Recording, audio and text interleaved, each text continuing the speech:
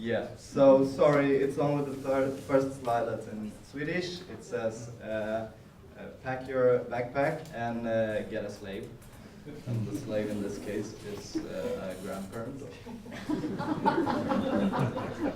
So yeah, the 1,000 years journey is about a tech-supported adventure exploration where a 9-year-old bring their grandma as an assistant into the Viking Age. It's also a framework for museums to create your own place-specific adventure in the past. The game combines movement in the physical world with some augmented reality, and we also want to bring physical things like sticks and stones into the game by having the children collect those and get rewards for them.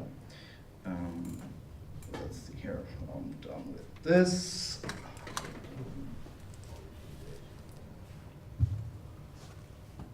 Yeah, and the 9-year-old leads and the grown-up follows. You start with packing your backpack, both in real life and in the game. So don't forget your lunch, and you add your lunch to the game. The players then go out to a time portal.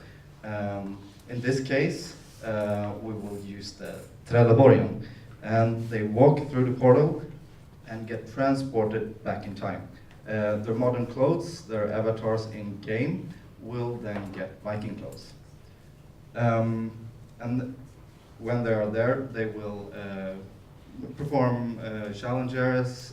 They will try to find out where the Viking with the file down teeth is buried, stuff like that. Look at the map and you will find other secrets. What we want to do is create curiosity and interest by having a playful exploration together with a simple way to collect actual physical trophies, sticks, stones, seashells, stuff like that. And we want to ask the children, what do you want to bring back from the Viking Age? When they leave Trelleborgs, they will go back to their regular clothes and get rewards for doing their tasks. Thank you.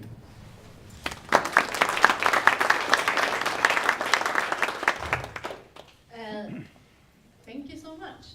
Do we have to, sorry? Yeah. No, you can't speak anymore.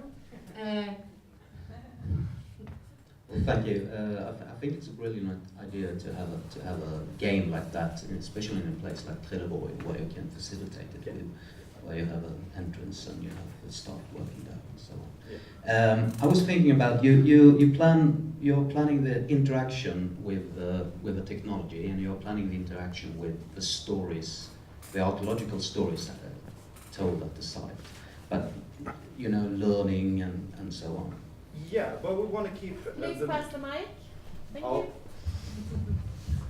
Yes, but we want to focus not on the learning part, we want to focus on the curiosity and interest.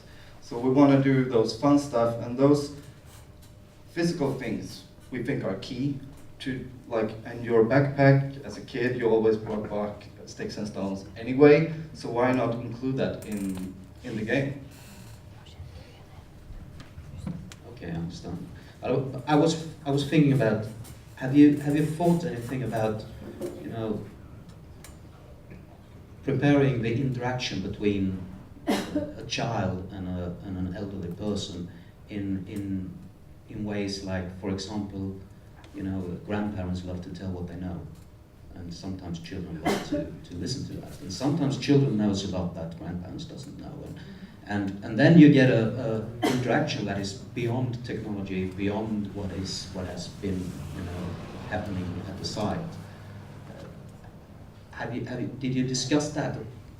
Oh, I mean, kind of, not in that specific way, but in this case we focused on the child leading.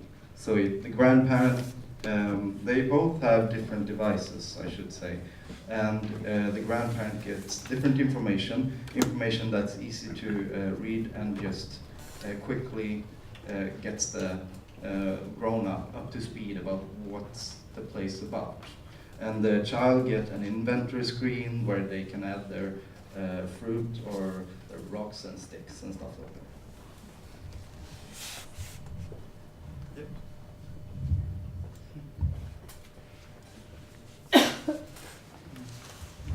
No, let me just add, I love the, like, you using the physical space and objects and connecting that to digital.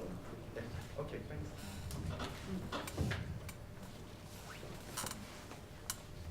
Great, thank you. Round of applause, please.